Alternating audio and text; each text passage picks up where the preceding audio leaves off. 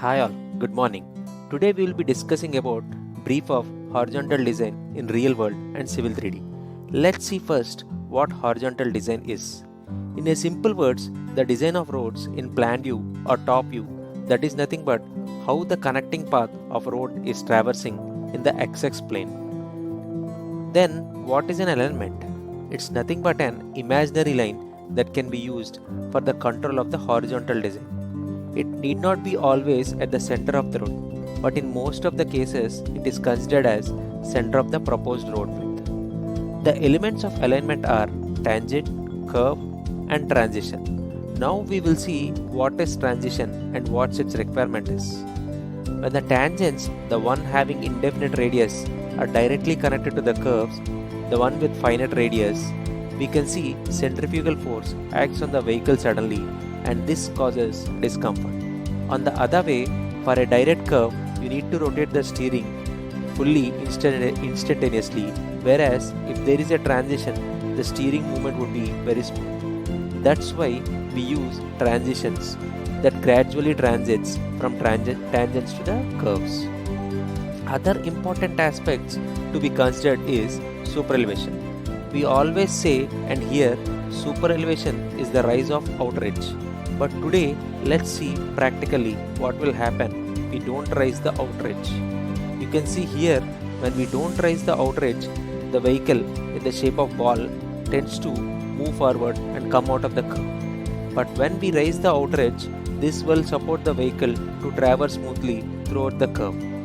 This is nothing but the raised out edge superelevation is supporting the friction in counteracting the centrifugal force.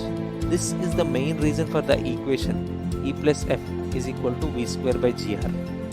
This is the ruling equation in calculating the radius and superelevations, and we consider F as 0.15 for flexible payments as per IRC. Using the same equation, minimum radius is evaluated for different speeds and also superelevation can be calculated for a desired speed and provided radius based upon the graph given in IRC 73. Similarly, the minimum transition length is also considered by maximum of the values obtained in two equations given by IRC. Now we will see the basic operations of how to deal with the alignment in Civil 3D. Start with the alignment, you should have a rough idea of the alignment. This is how the rough 2D polyline where I need to design the alignment. Now in the Home tab, just go to the Alignment tab over here. In this Alignment tab, you can see a window, an option for Alignment Creation Tools. Click on it, a window will open up. Just enter the name. I'm giving the name as demo. Just click on OK. Then a window will open up here where you can design the alignment using this. Now I'm just going to draw a tangent.